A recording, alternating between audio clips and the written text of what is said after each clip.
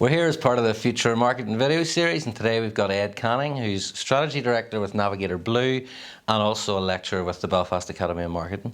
So thanks for coming along, Ed. Today we want to have a chat about marketing education. Okay. So if you could just, for everybody watching, if you could just outline your role with the Belfast Academy of Marketing and CIM. So I started teaching marketing. Well, I worked in marketing from 2007, and I've pretty much always been in agencies. And I kind of got the opportunity through an agency to start training in Dublin, and I was training with Enterprise Ireland, and that would have been about 2012. And then in 2016, I got a chance to start teaching with University of Ulster, and that was brilliant. It was just a good opportunity. So I kind of got an opportunity to work with the business school there to teach their digitising marketing module. So I had no real experience at that point other than training. And then suddenly you were in a lecture theatre with like 90 students, and you were expected to kind of just teach these guys and help them through this course and support them and then set their assignments and mark their assignments, and managed to get through that by the skin of my teeth. And then in 2017, I joined the Belfast Academy of Marketing to teach CIM, so to be a CIM tutor. So I've been a member of CIM and a chartered marketer since 2011, and I think training is really important. I think obviously because I train and I teach, but I think training makes marketers better marketers. Which is actually the more I work in the space, the more that I realize that's quite a controversial view, and actually people can take real umbrage at that. You know, they can take it really thick. That actually, what do you mean I need training? But sure, I've got the skill. I've done this for years, and I find that really odd, because it's the sort of thing that you wouldn't go to a dentist if it wasn't, or if they weren't trained. You wouldn't go to an architect. You wouldn't. All these people, all these kind of various professions. And the marketing is a profession, so why is it held to any less of a standard? Okay, well, I mean, that leads us on to a topic that you're used to talking about. Let's talk about Gary Vee. Should universities be teaching people how to use TikTok?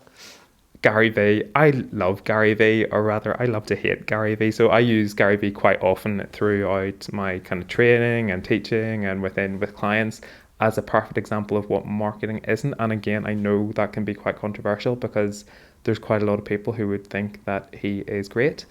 And I guess my biggest, love him or hate him, my kind of biggest pet hate, my biggest kind of problem with him is that he kind of thinks of himself as the market. So he thinks of himself as the customer. In other words, everything he talks about, every opinion he kind of tells you about what you should do as a marketer, it's exactly that. It's an opinion. It's based on what he thinks. It's based on his experience. And if he were a trained marketer, he would recognize that the first rule is actually you are not the customer. And I think that's my kind of major big kind of problem there. And I guess as well, all power to him. He's class. He's building his own brand, and you can't take that away from him. But I guess there's an awful lot of people who are younger and coming into the industry and would look to people like that as that is how it's done, and it's not. There's nothing in there about actually understanding what the actual diagnosis and what a problem is, what the actual marketing challenge is, and actually setting a strategy to overcome that, then thinking about the channels and the tactics and whatever else that you might do to deliver that strategy. So I think that's a real problem. As for things like TikTok, it's an odd one. I'm not really sure. I guess my kind of big thing in this is that it kind of misses the point. I think it's an easy argument to say that universities need to get better at teaching things like TikTok. I think marketing training is always going to make you a better marketer. Having said that, there's plenty of universities and in my experience, there's plenty of people and training who are not who are not fit for purpose, who are not kind of cutting the mustard. Okay, so there's lots of bad training. It's like anything. It's like any profession. There's lots of people who aren't great at it. So I think there are different arguments, if that makes sense. I think the training. I think universities need to get better, and I think marketing education in general needs to get better at providing practical training. But that's not to say that that's the point of a university course, because again, thinking about things like TikTok University, it kind of misses the point that actually it's not, you're talking about the tactification of marketing. Marketing isn't that. Marketing is about strategy. It's about understanding what marketing problems are, and then you're thinking about things like channels, if that makes sense. Yeah, I mean, it leads us on to the next conversation. I mean, we've never had as much choice as marketers in terms of how we go about delivering messages. Do you think it has got a lot more complex, or are we still? I mean, do basic marketing principles still lie at the foundation of everything? I mean, if I'm really honest, I just think, again, and I didn't say this, Mark Ritson has said this and pointed this out along with a lot of other kind of people in the space, that actually marketing hasn't got any more complicated. It's just we've got a lot worse at it. You know, we used to be a lot better at this stuff.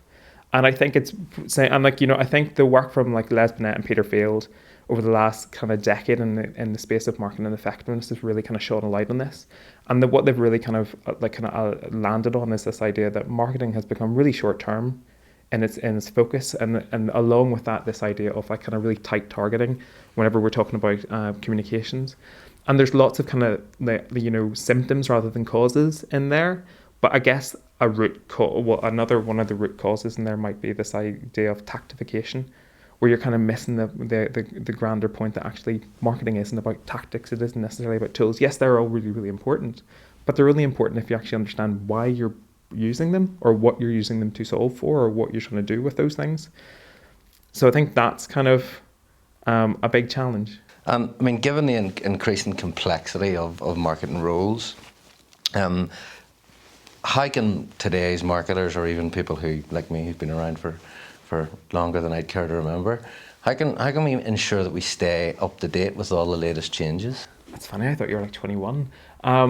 So it's my experience of this stuff is that it's not about people becoming technical SEO experts, for example. Okay, I've heard a phrase used quite a bit about this idea of like a T-shaped marketer, and I guess I kind of like that, in the sense that I think it's useful for people to have a good broad understanding of just how things work, how various channels work, how various tools work, etc., etc. Doesn't mean you need to be a technical SEO expert, not at all. But do you need to understand what SEO is and how it applies and where it might fit in within your organization? Well, of course. So I think ultimately you do need to, just educate, learn, go to training courses, go to the internet. There's any number of places out there that can help you get this information, but it doesn't mean you need to be an expert. There's plenty of people out there who can help you with that.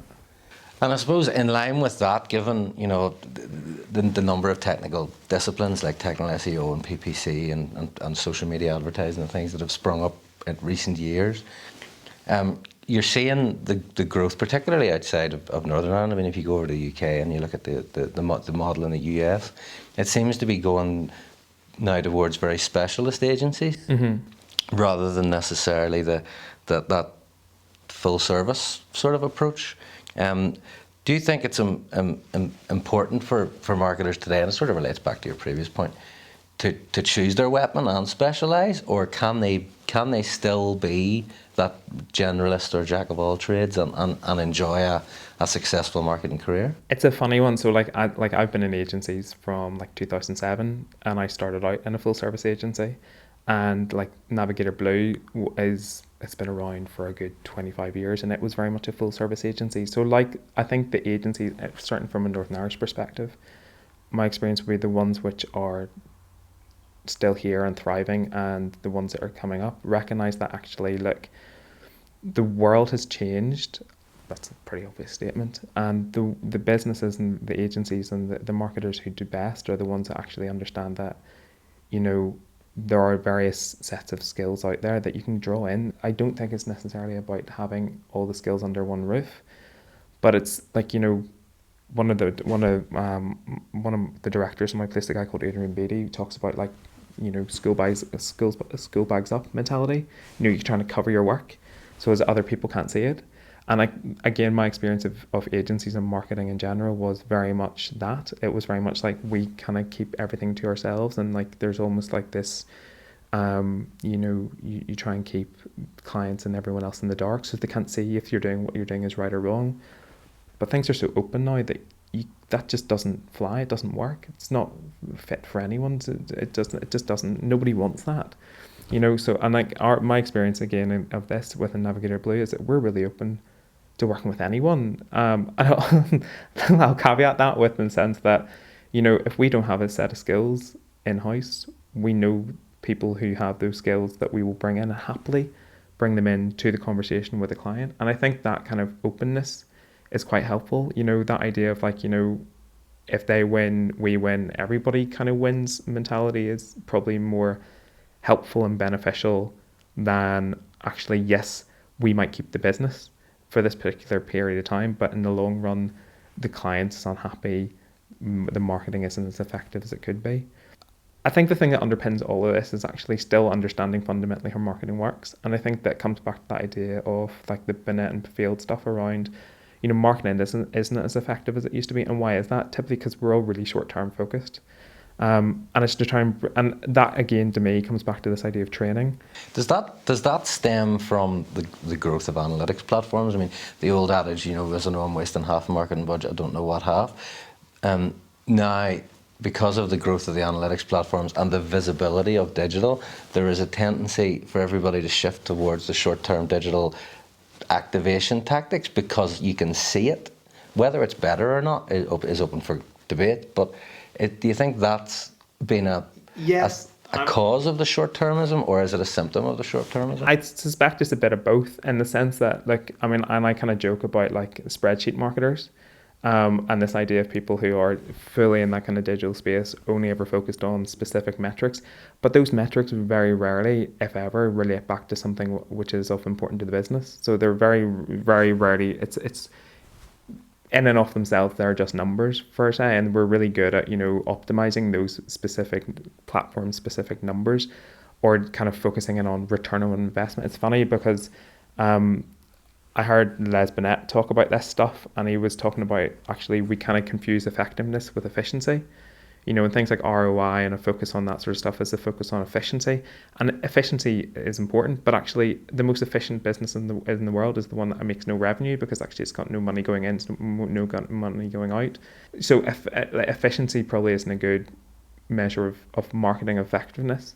And if you're talking about things like long-term, i.e. brand versus direct response, shorter term stuff, the numbers are different, the metrics are different, you're looking at different things, but again, it's easy to see, as you kind of say, that those kind of digital metrics are there and they're easy for everyone to see, they're easy for people to kind of focus on, whereas like longer term metrics they're longer term and they don't necessarily fit in with, maybe your budget, as in like, you're being judged over a 6-month period and over a 3-year period. Maybe you don't have the measurements in place that, the brand tracking, the things like that, which are important. But ultimately, all this stuff really doesn't really matter if the business isn't doing well. So if you can't bring all this back to something which is meaningful to people who are sitting in a board, or people who are, you can't bring it back to business outcomes like sales or new business, new business, or loyal, or whatever it happens to be, then actually it's kind of a moot point anyway. When you meant your career's obviously been spent in agencies, like you said, and obviously in the education side of things. Through your role in CAM, I imagine you've quite a lot of contact with people who are doing client-side marketing roles. What are the fundamental differences that you see between the sort of skills required and the personalities, I suppose, that may be required to succeed in client-side versus agency-side? That's a funny one. I mean, like, yeah, I do. So I get two versions of, it's funny because I get two versions of clients, in the sense that I have the ones who I work with in an agency environment, but then I'll potentially sometimes meet those people in a classroom as well.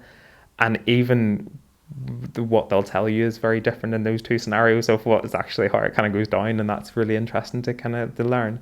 Again, like, my experience of this stuff is that clients tend to be, so the client side tends to be really focused on the brand. They can live and breathe the brand. And again, my experience is that they'll have a lot more control. Whereas, if you're in an agency, you don't. But again, like, as you say, I've been in agencies for a long time, and the thing that I've found that I really enjoy about it is the fact that you get exposure to an awful lot of industries, lots of different marketing challenges, lots of different industries, which I personally find I really enjoy. skill sets wise, I guess agency side, it teaches you how to sell, it teaches you how to present, and it teaches you, I mean, ideally it teaches you how to write. I think if you can write well, that's a really, really important skill. I can't speak for if that's something that you get to do client side. It used to be my experience. I mean, back in the day, it used to be very much that you would go agency, and then eventually, you were no one over 30, and you'd be going into a client side role. I'm not really sure if that's the case now, because I'm over 30, so I'm still in the agency. So I don't know. Okay, thanks very much. Yeah, that was very useful. I hope everybody enjoyed that.